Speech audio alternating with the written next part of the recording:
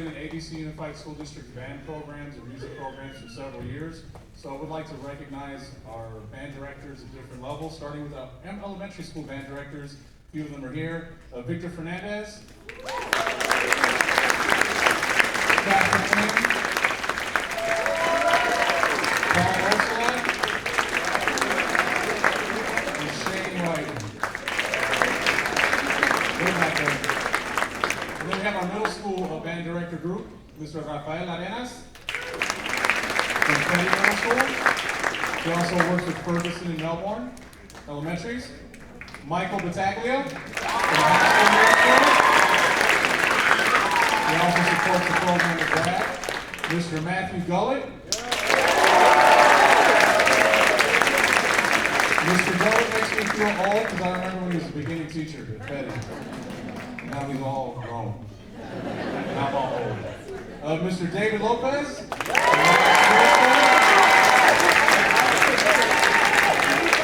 And Victoria Ramos Rosell from Carmelita Middle School. Then we move on to our high school band directors. We have two at Artesia, Mr. Esteban Adame and Juan Perez Herrera.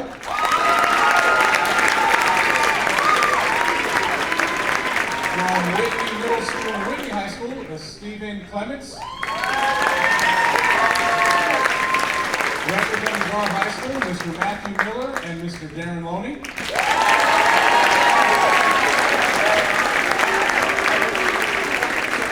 And representing Cerritos High School, Mr. Robert Westfall. Let's give these individuals a big round of applause for all the hard work and dedication with their students.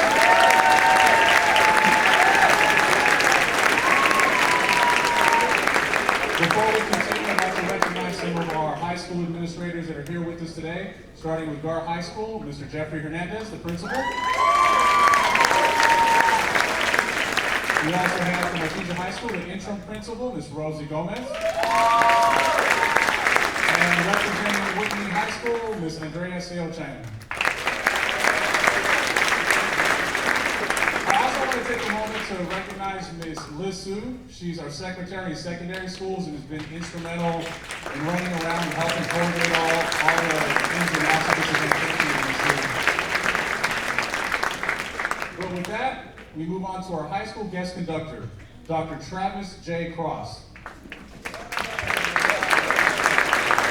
He serves as a professor of music and director of bands at UCLA, where he conducts the wind ensemble and leads the graduate wind conducting program. He chaired the music department from 2018 to 2023 and was associate dean for academic mentoring and opportunity during the initial years of the UCLA Herb Alpert School of Music. Cross has conducted the UCLA Wind Ensemble, I almost said USC, that might be a problem. The UCLA Wind Ensemble and California All-State Music Education Conference and College Band Directors National Association Western Northwestern Division Conference, and prepared the band for centenary performances at Leonard Bernstein's Mass with Gustavo Dudamel and the Los Angeles Philharmonic. Prior to conducting at UCLA, Dr. Cross spent 5 years as wind ensemble conductor at Virginia Tech, where he led students in performances at the Virginia Music Educators Association Conference, Kennedy Center, and Carnegie Hall, and developed the Virginia Tech Band Directors Institute into a major conducting workshop. Cross earned Doctor and Master of Music degrees in conducting from Northwestern University and the Bachelor of Music degree cum laude in vocal and instrumental music education from St. Olaf College. Additionally, he was named the Jacob J. Kavitz Fellow by the U.S. Department of Education in 2006. His more than 20 original compositions and arrangements are published by different music publishing houses. Dr. Cross has appeared as a guest conductor, composer, and clinician in nearly 40 states, internationally in Canada, China, Germany, Korea, Singapore, Spain, Thailand, and the United Arab Emirates, as featured band clinician at the Texas Music Educators Association Clinic Convention, and on several occasions at the Music for All National Festival and Midwest Clinic. He has engagements in Arizona, California, Georgia, Indiana, Maryland, New York, North Carolina, Pennsylvania, Tennessee, Texas, and Germany during the 2022-2023 season. Dr. Cross is a Yamaha Master Educator. Please welcome Dr. Travis J. Cross.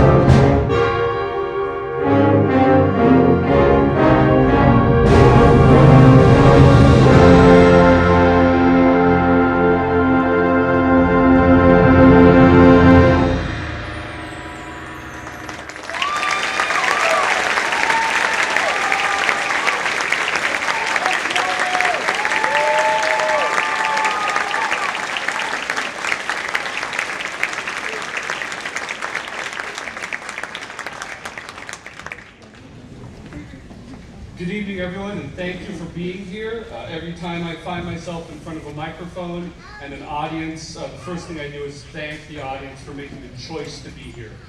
You have a lot of things you can do with your time. There's truly no commodity more precious than time, and the fact that you've chosen to spend it, to invest it perhaps even, supporting education, supporting young people, supporting the future, supporting music, classical music, music education, music in our schools, arts, creativity, all the things that you're supporting tonight. It means a great deal to us that you have chosen to do that and you're here with us tonight. We opened with a piece by a young American composer. He must be maybe 24, 25 years old. He was younger when he wrote this piece, named Katahj Copley. The piece is called Halcyon Hearts, and it's subtitled An Overture for Love. And truly there is nothing that we need more, and that there's nothing that we don't have in greater supply that we can use to make the world a better place. So it's great to open a concert that celebrates young people in music with a piece that celebrates love and what brings us together. Katahj is going to be a big deal. He already is a big deal, but if you come to band concerts, and it just so happens you do, you might check out his name. He's got some really great stuff on his website, and I'm sure you'll hear more of him in the future. We're now moving to another young American composer, me. I'm slightly older than 25. The piece is called Memento, and it's a piece I wrote in, I think, 2010 or 11 for the Indiana Bandmasters Association. For all the district bands across the state. I wanted to have an Indiana connection to it, so I did some internet research, and I found the Indiana State song is a song called On the Banks of the Wabash Far Away. It is not, as some people think, Back Home Again in Indiana, which is a song that Gomer Pyle used to sing at the Indy 500 every year, but it sounds very similar. It's a very Stephen Foster-esque 19th century folk-like melody. What I did was I took a couple little snippets of that piece and worked it into the piece. The rest of it is original music that I wrote. And I wrote it in honor at the time, in memory now, of my maternal grandmother, who was one of millions of Americans suffering from Alzheimer's disease, which is something that all too many of us know all too much about. And the piece is intended to not be about memory per se, but to be about nostalgia. My grandparents were the World War II generation. And the moments from this song that come back in the piece are supposed to sort of sound like music from that era. So the piece goes on a journey and kind of remembers an earlier time, a younger time, a more innocent time, and tries to honor that generation and those people through the music. So hope that you enjoy Memento.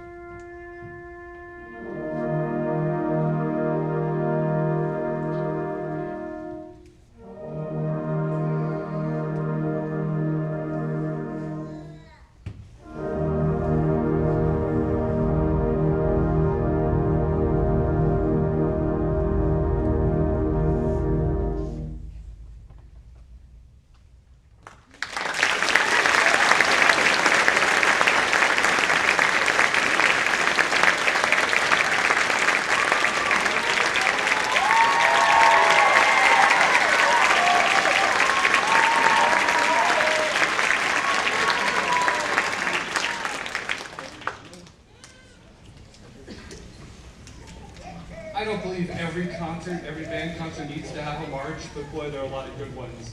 And the one that we're going to share with you next is one of my favorites. It is the Liberty Bell, John Philip Sousa, piece, an item that we all treasure, and a piece of music that you probably know even if you don't think that you know it.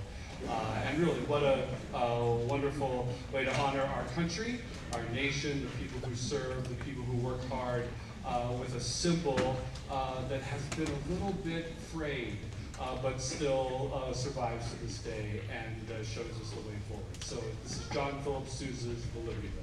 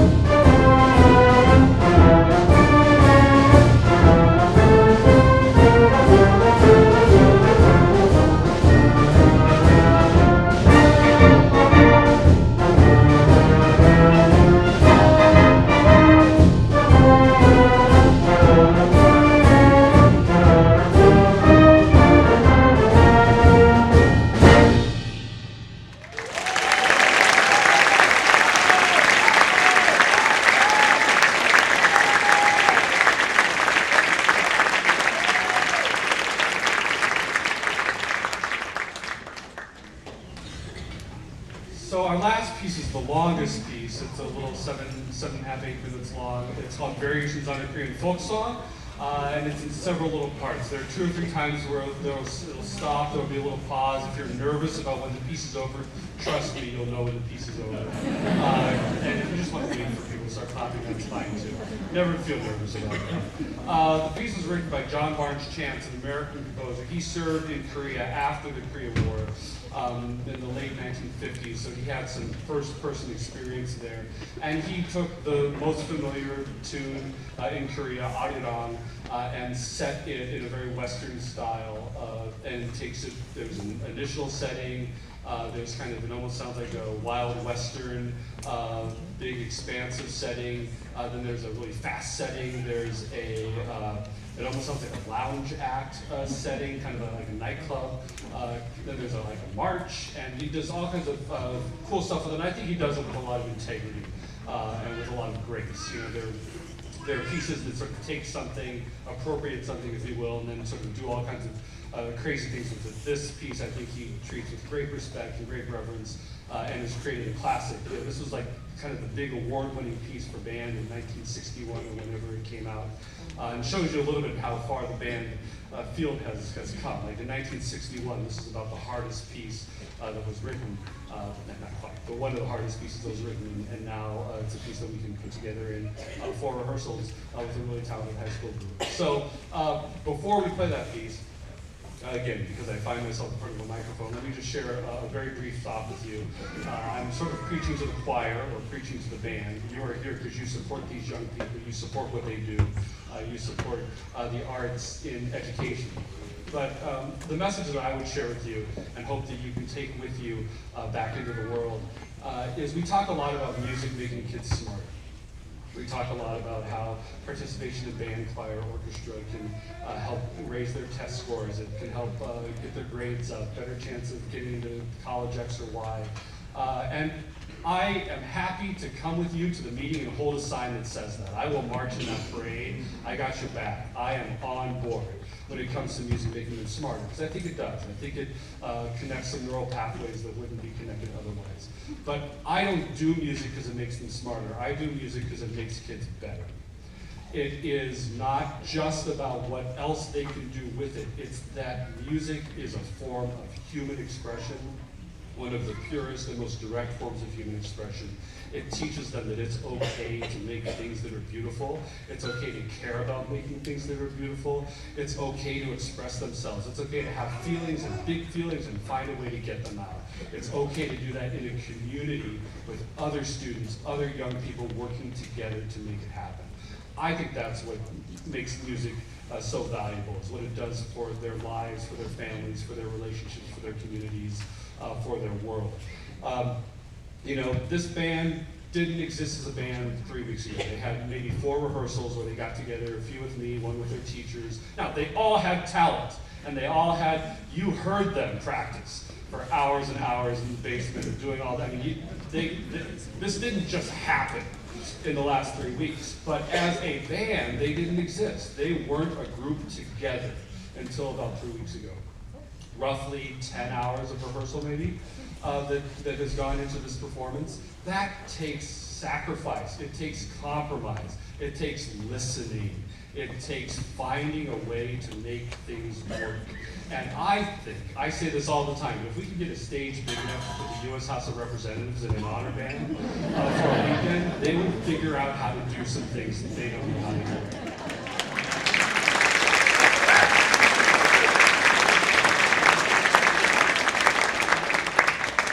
They would all want to play first trumpet. We'd have to figure that out somehow. But the idea is what they are doing is what I think will help them make our world a better place. And that's why I find this so beautiful. The sounds are beautiful, but the idea and what young people can create is so beautiful. So thank you for being with us. Thank you for supporting their teachers, their schools, everything in the infrastructure that allows this to happen. Thank you for supporting them, these incredible young people whose work is reflected in this performance. And thank you for being here with us tonight.